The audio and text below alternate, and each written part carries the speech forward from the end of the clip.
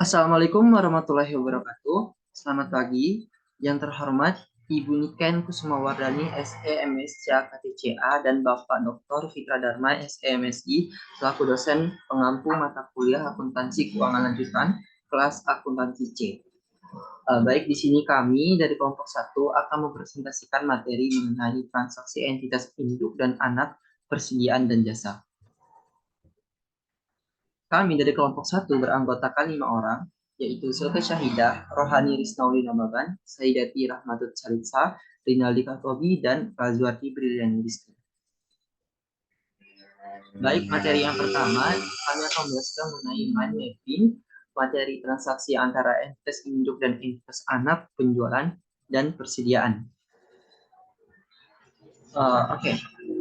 Transaksi antara entitas induk dan entitas anak pada topik penjualan dan persediaan merupakan hal yang umum terjadi dalam lingkungan bisnis yang kompleks dan berkembang pesat saat ini.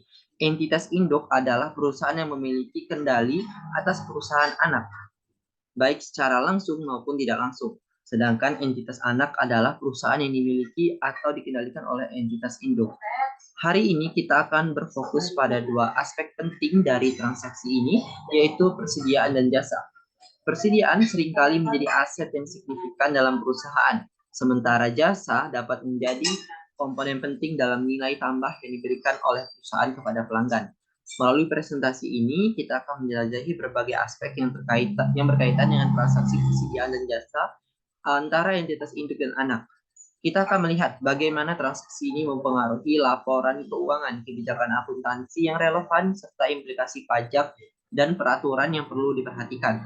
Dengan memahami dengan baik bagaimana transaksi ini bekerja dan bagaimana mereka mempengaruhi kesehatan keuangan perusahaan, kita akan dapat membuat keputusan yang lebih baik dalam mengelola bisnis kita dan mencapai tujuan bisnis yang diinginkan.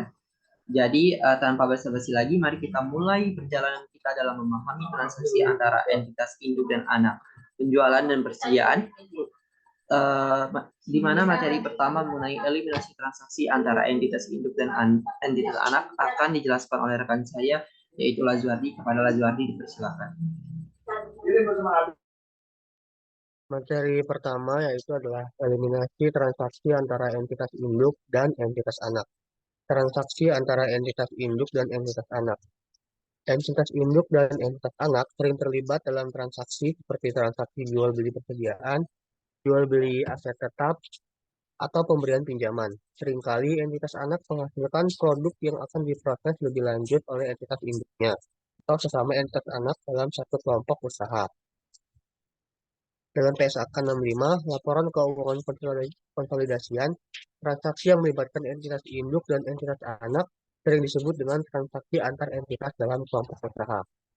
Transaksi hulu atau yang sering disebut dengan transaksi downstream adalah transaksi dari entitas induk dan entitas anak seperti pemberian pinjaman oleh PT TP Persero ke PT Pembangunan Perumahan Urban senilai 56 miliar. Lalu itu merupakan contoh dari transaksi hulu. Kemudian sementara itu transaksi dari anak ke entitas induk disebut dengan transaksi hilir atau upstream. Contoh dari transaksi hilir adalah penjualan tenaga listrik dari PT Indonesia Power ke PT Perusahaan Listrik Negara. Antar entitas anak juga sering terjadi transaksi yang disebut dengan transaksi lateral. Contohnya yaitu seperti pada ilustrasi PT Astra International Tbk yang terlibat dalam transaksi jual beli persediaan. Kemudian materi selanjutnya adalah pentingnya eliminasi antar transaksi antara entitas induk dan entitas anak. Entitas induk berkewajiban menyusun laporan keuangan yang menggambarkan kinerja dan kondisi keuangan entitas induk serta entitas anaknya secara keseluruhan. Laporan keuangan yang dimaksud adalah laporan keuangan konsolidasian.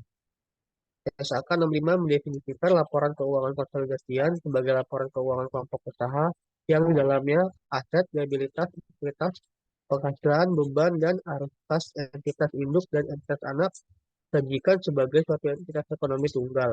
Oleh karena itu, dapat disimpulkan bahwa untuk penyusunan laporan keuangan konsolidasian, Entitas induk dan entitas anak merupakan satu entitas tunggal yang tidak terpisahkan. Oleh karena itu, maka transaksi antara entitas induk dan entitas anak menjadi transaksi dalam satu entitas yang dampaknya harus dieliminasi. Harus sesuai dengan PKK 65 yang menyatakan bahwa salah satu prosedur dalam menyusun laporan keuangan konsolidasian adalah dengan mengeliminasi secara penuh aset, liabilitas, ekuitas, penghasilan, dan arus kas dalam kelompok usaha terkait dengan transaksi antara entitas dalam kelompok usaha. Untuk transaksi pemberian jasa dan entitas anak ke entitas induknya serta transaksi hilir, jurnal eliminasi yang dibuat sama dengan jurnal eliminasi transaksi hulu. Kemudian materi selanjutnya akan disampaikan oleh teman saya. Baik, selanjutnya saya akan menjelaskan mengenai transaksi penjualan persediaan, di mana ada 3 poin, yaitu poin pertama, dampak terhadap pencatatan entitas induk dan jurnal eliminasi. Pada dampak terhadap pencatatan entitas induk, transaksi jual beli persediaan antara entitas induk dan entitas anak merupakan contoh transaksi antar entitas dalam suatu kelompok usaha. Kelompok atau keuntungan atau kerugian yang muncul dari jual beli ini antara persediaan belum antara entitas dalam suatu kelompok usaha. Kelompok keuntungan atau kerugian yang muncul dari jual beli persediaan belum terrealisasi selama persediaan tersebut masih berada di entitas induk atau entitas anak. Namun, ketika persediaan tersebut telah terjual, keuntungan atau kerugian atas penjualan akan terrealisasi. Hal ini sesuai dengan ketentuan dalam PSAK 15 mengenai investasi pada entitas asosiasi dan ventura bersama, yang menyatakan bahwa keuntungan atau kerugian yang dihasilkan dari transaksi hulu atau hilir diakui dalam laporan keuangan entitas hanya sebesar bagian investor lain dalam entitas anak. Metode ini yang sering disebut dengan istilah fully adjusted equity method. Dapat ada dampak transaksi antara entitas dalam suatu kelompok usaha terhadap pencatatan entitas induk dapat dapat dilihat pada presentasi teman saya selanjutnya akan jelaskan lebih rinci. Yang poin selanjutnya yaitu dampak terhadap jurnal eliminasi, di mana jurnal eliminasi terkait jual beli persediaan antara entitas induk dan entitas anak tergantung pada posisi persediaan pada akhir periode. Ketika seluruh persediaan yang diperoleh dari entitas induk sudah terjual ke perusahaan non aliviasi pada periode yang sama dengan periode perolehannya, maka jurnal dieliminasi dibuat dengan menghapus angka penjualan dan beban pokok penjualan sebesar angka penjualan persediaan entitas induk ke entitas anak. Jika pada akhir periode seluruh persediaan yang diperoleh dari entitas induk belum terjual, maka penjualan dan beban pokok penjualan yang diakui entitas induk harus dieliminasi. Keuntungan atau kerugian atas penjualan tersebut juga harus dieliminasi seluruhnya dengan mengurangi nilai persediaan. Namun, ketika persediaan sudah terjual sebagian pada periode tersebut, maka hanya sebagian keuntungan atau kerugian penjualan persediaan yang harus dieliminasi. Konsep kunci yang harus kita pahami pada dampak terhadap jurnal eliminasi yaitu penjualan, beban pokok penjualan, dan keuntungan atau kerugian yang belum terrealisasi harus dieliminasi. Baik, poin kedua yaitu transaksi hulu.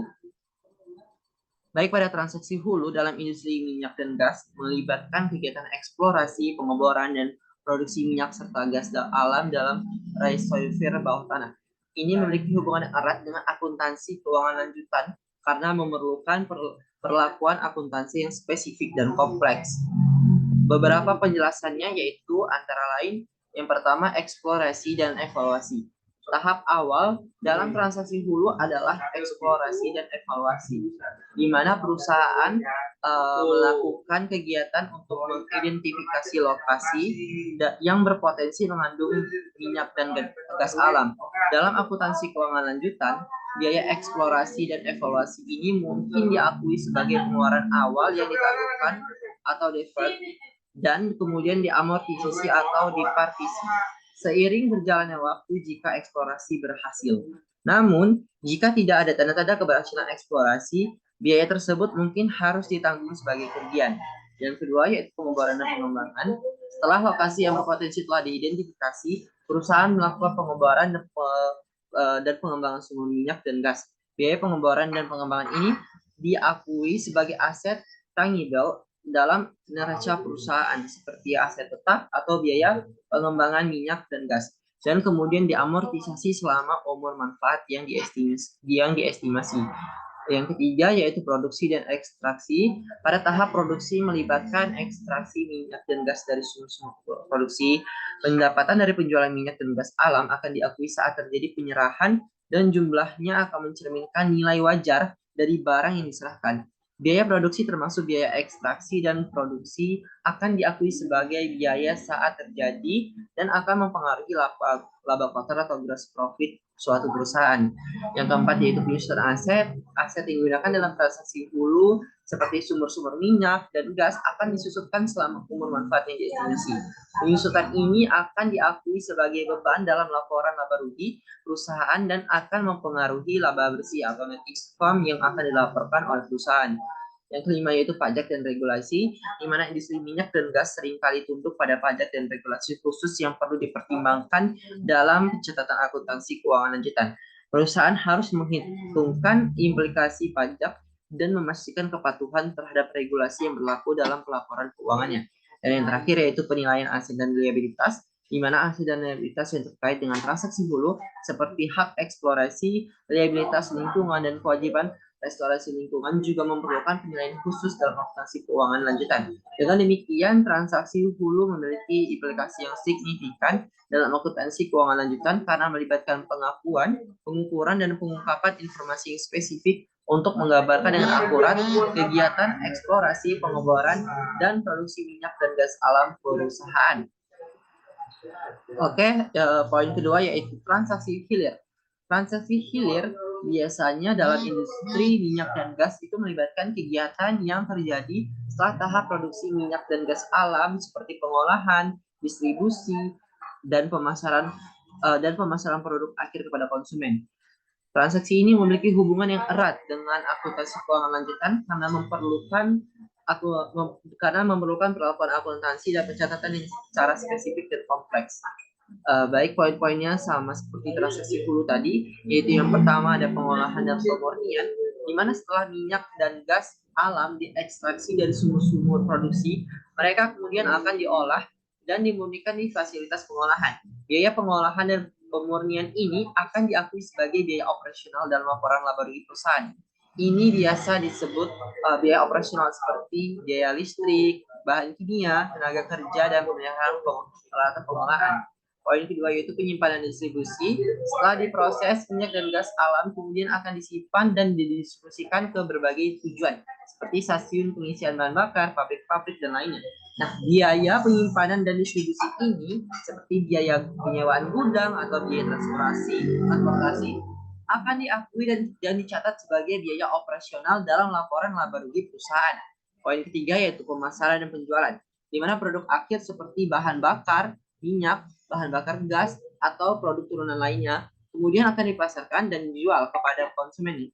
Nah, pendapatannya itu akan diakui saat terjadi penyerahan dan akan mencerminkan nilai wajar dari perusahaan. Nah, yang keempat itu pajak dan regulasi, di mana kan tadi sudah dijelaskan bahwa industri biasanya sangat patuh terhadap pajak. Oleh karena itu, perusahaan harus memperhitungkan implikasi pajak dan memastikan kepatuhan terhadap regulasi yang berlaku.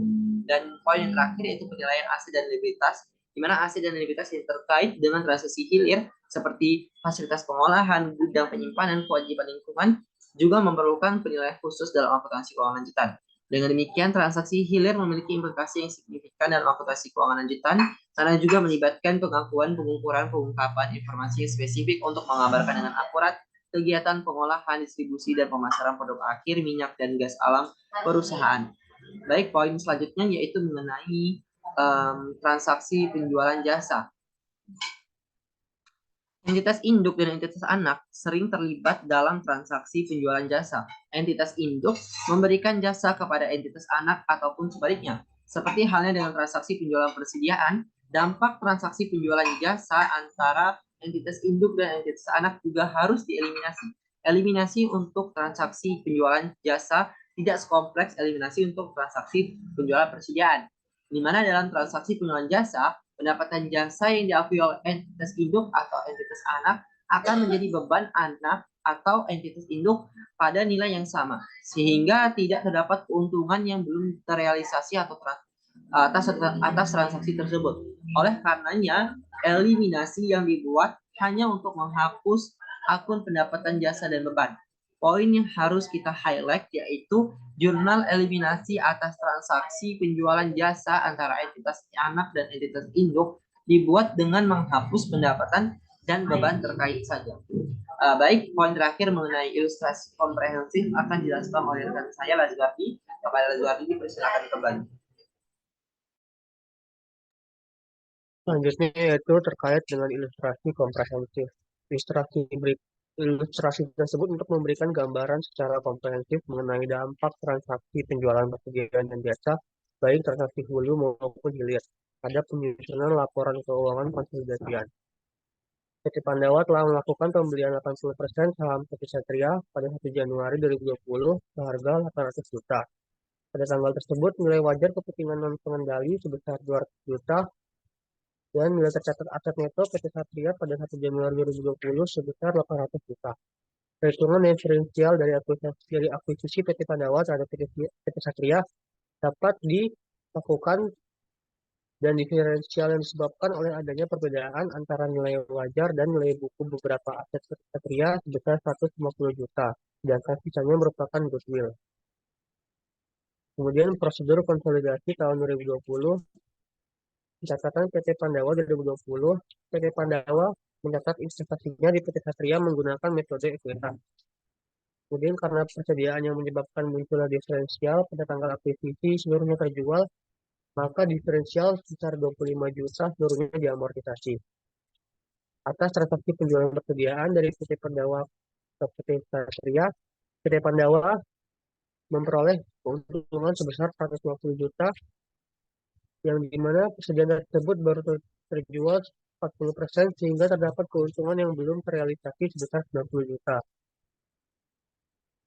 Kemudian atas transaksi penjualan persediaan dari PT Satria ke entitas induknya, PT Satria memperoleh keuntungan sebesar 120 juta dan sampai akhir 2020 seluruh persediaan tersebut belum terjual, sehingga seluruh keuntungan belum terrealisasi. Oleh karena transaksi ini merupakan transaksi hilir, PT Pandawa akan mencatat sebesar bagian kepemilikannya saja. Kemudian jurnal eliminasi. Dalam menghitung jurnal eliminasi merupakan jurnal eliminasi dasar yang dibuat untuk mengeliminasi bagian laba dan dividen PT Pandawa dan kepentingan non-pengendali serta investasi awal PT Pandawa di PT Satria. Kemudian jurnal eliminasi berikutnya dibuat untuk mengalokasikan dan mengamortisasi diferensial dan persediaan yang diperoleh PT Satria dan PT Pandawa baru terjual sebesar 40%, sehingga terdapat keuntungan atau atas penjualan yang belum terrealisasi. Sementara itu, persediaan yang diperoleh PT Pandawa dari PT Satria belum terjual seluruhnya di akhir 2020. Oleh karenanya, seluruh keuntungan atas penjualan tersebut belum dapat diakui dalam laporan keuangan konsolidasian. Atas pemberian jasa sewa oleh PT Pandawa ke PT Satria, diperlukan jurnal eliminasi untuk mengeliminasi pendapatan sewa dan beban sewa serta utang piutang yang disebabkan oleh transaksi tersebut. Kemudian kertas kerja konsolidasian. Berdasarkan kertas kerja konsolidasian, maka dapat disusun laporan keuangan konsolidasian PT Pandawa dan entitas anak untuk periode 2020. Sekian, selanjutnya saya serahkan kepada rekan saya.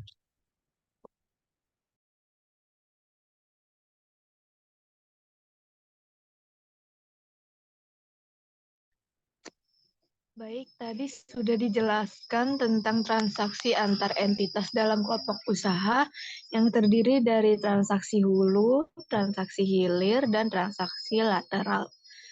Lalu, mengapa penting dilakukan eliminasi atas transaksi antara entitas induk dan entitas anak? Karena entitas induk dan entitas anak merupakan satu entitas tunggal, sehingga semua transaksi penjualan dan persediaan yang terjadi antara entitas induk dan entitas anak dianggapnya masih dalam satu kesatuan. Dan dampaknya dalam penyusunan laporan keuangan konsolidasian perlu dilakukan eliminasi untuk menghapus transaksi tersebut secara penuh terhadap aset, liabilitas, ekuitas, penghasilan, beban, dan arus kas. Next slide.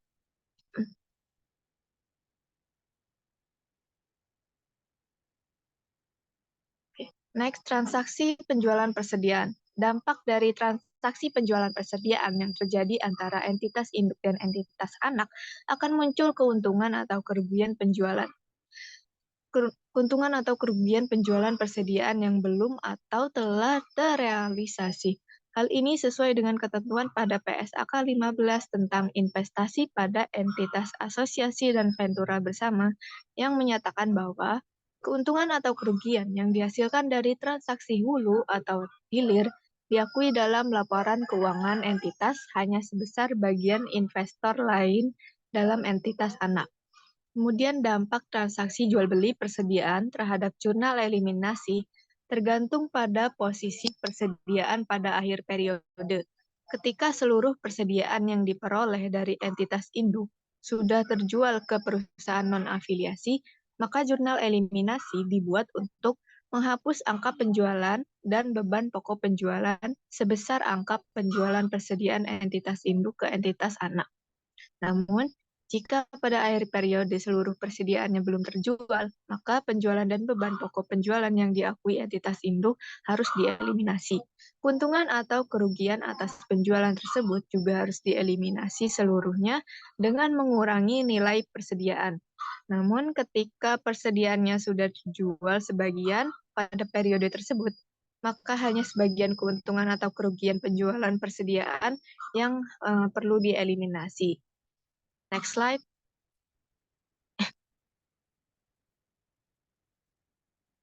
Berikut ini diberikan contoh dampak pencatatan entitas induk dan jurnal eliminasinya. Contohnya, ada PT Palapa memiliki 100% saham PT Samudra. Selama tahun 2020 itu, terdapat transaksi penjualan persediaan oleh PTP ke PTS sebesar 10 juta rupiah dengan beban pokok penjualan yang dibukukan PTP terkait transaksi penjualan tersebut sebesar 6 juta rupiah. Terdapat 3 skenario contoh. Skenario 1, ketika seluruh persediaan itu terjual. Penjualan ke entitas anak, PTP melaporkan keuntungannya itu sebesar 4 juta rupiah yang didapat dari 10 juta dikurangi dengan 6 juta rupiah. Keuntungan tersebut sudah terrealisasi karena persediaan yang diperoleh PTS dari PTP sudah terjual ke perusahaan non-afiliasi. Oleh karena itu, tidak ada jurnal yang terkait penangguhan keuntungan transaksi hulu. Dampaknya akan dibuat jurnal eliminasi. Jurnalnya yaitu penjualan pada beban pokok penjualan sebesar 10 juta rupiah. Next slide.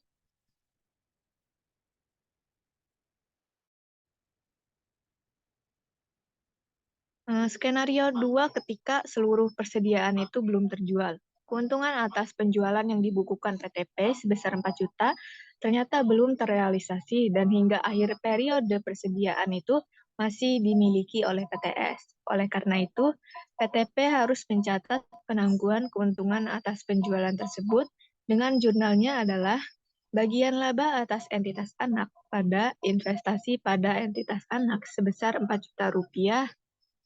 Dari sudut pandang konsolidasi, persediaan tersebut itu masih ada di perusahaan, sehingga penjualan dan beban pokok penjualan yang diakui PTP harus dieliminasi secara penuh. Keuntungan atas penjualan yang belum terrealisasi sebesar 4 juta, sehingga jurnal eliminasi yang dibuat adalah akun penjualan sebesar 10 juta pada akun beban pokok penjualan 6 juta dan persediaan 4 juta rupiah. Kemudian pada skenario terakhir, tetap persediaannya baru sebagian terjual. Persediaan yang diperoleh dari PTP baru 75% yang telah terjual. maka terdapat keuntungan penjualan yang belum terrealisasi. Besarnya keuntungan penjualan yang belum terrealisasi sebesar 1 juta rupiah yang didapat dari 25% dari 75% dikali dengan 4 juta rupiah, yaitu keuntungan penjualan. Sehingga PTP harus mencatat penangguhan keuntungan atas penjualan tersebut dengan membuat jurnalnya bagian laba atas entitas anak pada investasi entitas anak sebesar 1 juta rupiah. Karena transaksi penjualan persediaan dalam ilustrasi ini merupakan transaksi hulu, maka keuntungan yang belum terrealisasi akan dicatat secara penuh oleh PTP. Transaksi hulu mengakibatkan pengakuan penjualan sebesar 10 juta dan beban pokok penjualan sebesar 6 juta. Sementara itu, pada PTS mengakui penjualannya senilai 12 juta rupiah dan beban pokok penjualan 7.500.000 rupiah. Maka eliminasi dibuat atas akun penjualan yang dilaporkan PTP senilai 10 juta. Keuntungan atas penjualan yang belum terrealisasi sebesar 1 juta dieliminasi dengan mengurangi akun persediaan. Akun beban pokok penjualan juga dieliminasi sebesar 9 juta. Maka jurnal eliminasi yang harus dibuat adalah penjualan sebesar 10 juta pada beban pokok penjualan 9 juta pada persediaan 1 juta rupiah. Next slide.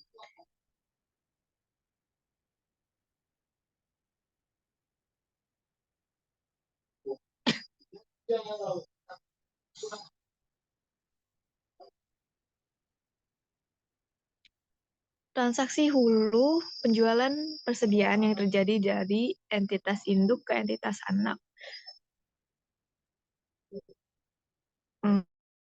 Berikut contohnya. PT Nusantara telah melakukan pembelian 75% saham PT Andalas pada 1 Januari 2020 sebesar nilai bukunya 900 juta. Nilai wajar kepentingan non-pengendali sama dengan nilai bukunya dengan nilai 300 juta. Kemudian, selama tahun 2020, PT Andalas ini melaporkan perolehan laba neto sebesar 200 juta rupiah dan mengumumkan pembagian dividen sebesar 50 juta. Terjadi juga transaksi penjualan yang dilakukan oleh PT Nusantara ke PT Andalas sebesar 100 juta dengan beban pokok penjualan sebesar 40 juta. Sampai akhir tahun 2020, persediaan seluruhnya itu belum terjual. Sehingga prosedur konsolidasi yang terjadi pertama yaitu dengan mencatat investasi yang dilakukan oleh PT Nusantara dengan jurnalnya yaitu pertama, mencatat pembelian saham di tanggal 1 Januari 2020, jurnalnya yaitu investasi pada PT Andalas pada kas senilai 900 juta rupiah. Kemudian, mencatat bagian PT Nusantara atas laba neto PT Andalas di akhir tahun. Jurnalnya adalah investasi pada PT Andalas pada bagian laba atas PT Andalas senilai 150 juta rupiah. Dan mencatat bagian PT Nusantara atas dividen PT Andalas. Akun jurnalnya kas pada investasi pada PT Andalas senilai 30.500.000 rupiah. Kemudian selama periode 2020 juga terdapat transaksi penjualan persediaan oleh PT Nusantara ke PT Andalas dengan keuntungan yang didapat sebesar 60 juta rupiah. Namun hingga akhir periode, persediaan tersebut itu belum terjual. Oleh karena itu, keuntungan atas penjualan tersebut belum terrealisasi. Maka PT Nusantara harus menangguhkan keuntungan tersebut secara penuh dan melakukan pencatatan jurnalnya, yaitu bagian laba atas PT Andalas pada investasi pada PT Andalas senilai 60 juta rupiah. Dan langkah terakhirnya merupakan membuat jurnal eliminasi atas bagian laba dan dividen PT Nusantara dan kepentingan non-pengendalinya beserta dengan investasi awal. Dengan akun jurnalnya pada sisi debit itu yang terdiri dari saham biasa, saldo laba, bagian laba atas PT Andalas, bagian laba kepentingan non-pengendali. Kemudian pada sisi kreditnya yang terdiri dari dividen diumumkan, investasi pada PT Andalas, kepentingan non-pengendali, dan kepentingan non-pengendali. Selanjutnya, persediaan yang belum terjual tadi dilakukan eliminasi. Karena belum terrealisasi, maka jurnal eliminasi yang dibuat adalah penjualan sebesar 100 juta rupiah pada beban pokok penjualan senilai 40 juta rupiah pada persediaan 60 juta rupiah. Nah, kemudian langkah selanjutnya adalah kertas kerja konsolidasi yang akan dijelaskan oleh Rohani Risnauli.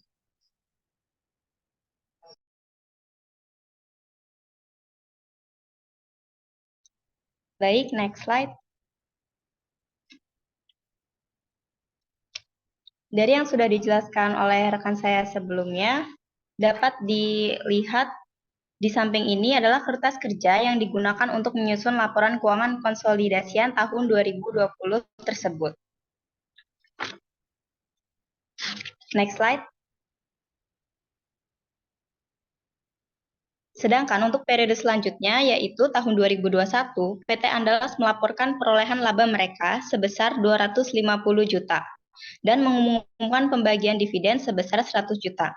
Persediaan yang diperoleh PT Andalas dari PT Nusantara pada periode 2020 kemarin telah terjual seluruhnya pada periode 2021 ini.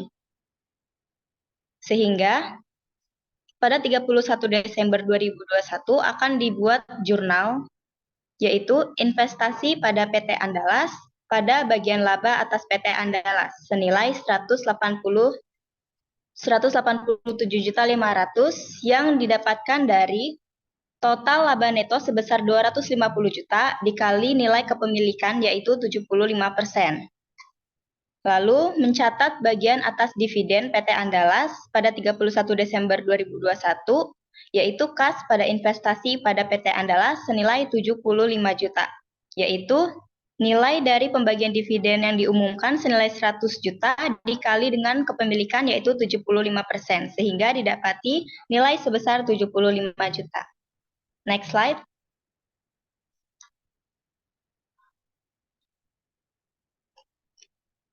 Dengan adanya informasi sebelumnya, maka di samping ini adalah kertas kerja yang digunakan untuk menyusun laporan keuangan konsolidasian 2021, di mana sudah banyak nilai yang berbeda, termasuk pada laba dan dividen pada perusahaan tersebut. Next slide.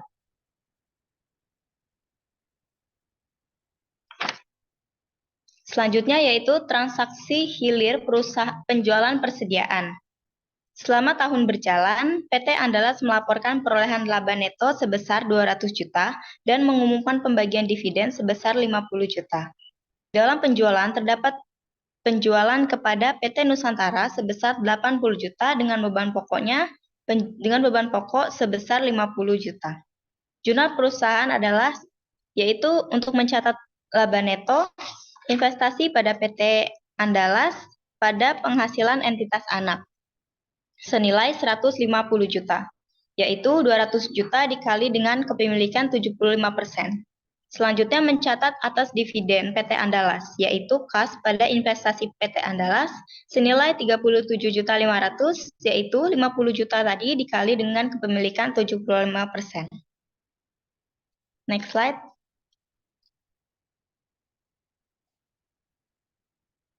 Baiklah, materi selanjutnya akan disampaikan oleh rekan saya.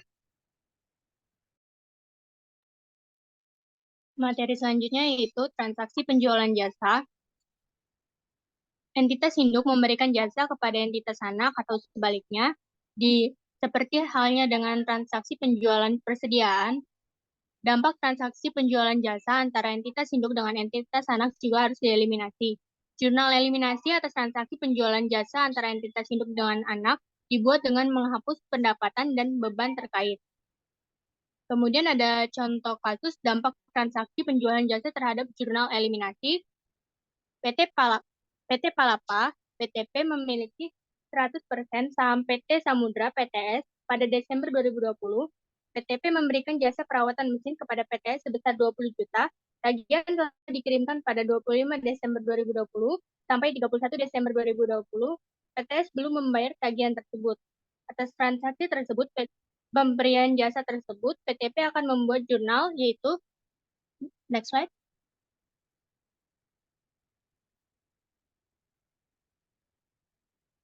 piutang usaha pada pendapatan jasa senilai 20 juta, dan PTS akan mencatat beban perawatan mesin, yaitu beban perawatan pada utang usaha senilai 20 juta. Sehingga jurnal eliminasi yang dibuat untuk mengeliminasi pendapatan tersebut, yaitu pendapatan jasa pada beban perawatan senilai 20 juta, dan untuk mengeliminasi utang piutang antara PTP dan PTS, yaitu utang usaha pada piutang usaha senilai 20 juta. Next slide.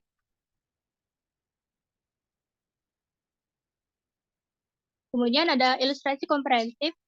PT Pandawa telah melakukan pembelian 80% saham PT Satria pada 21 Januari 2020 sehingga seharga 801 juta.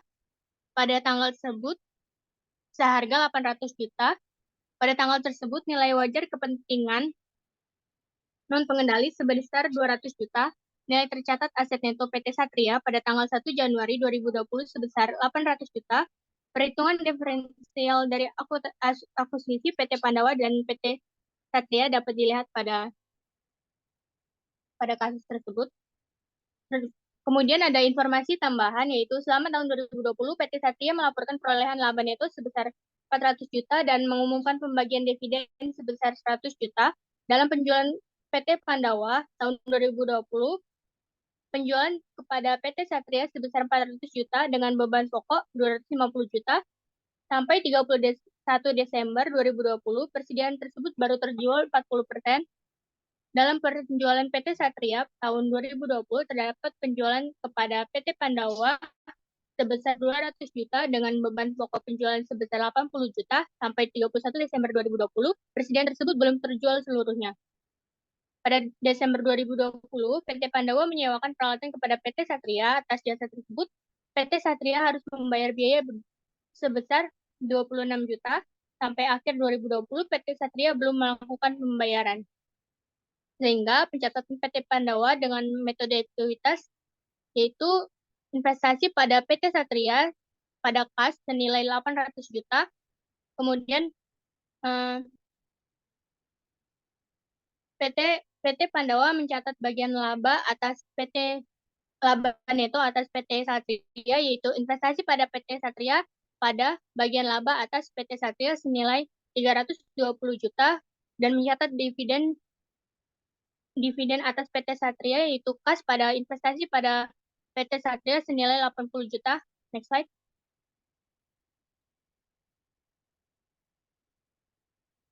Sehingga diperoleh jurnal eliminasi untuk mengeliminasi bagian laba dan dividen PT Pandawa dan kepentingan non pengendali serta investasi pada PT Pandawa di PT Satria, yaitu saham biasa senilai 500 juta, saldo laba senilai 300 juta, bagian laba atas PT Satria senilai 134 juta, bagian laba kepentingan non pengendali 56 juta. Pada dividen diumumkan sebesar 100 juta, investasi pada PT Satria sebesar 690 juta, dan kepentingan non pengendali sebesar 196 juta. Sekian materi dari kami, kemudian diserahkan kepada moderator.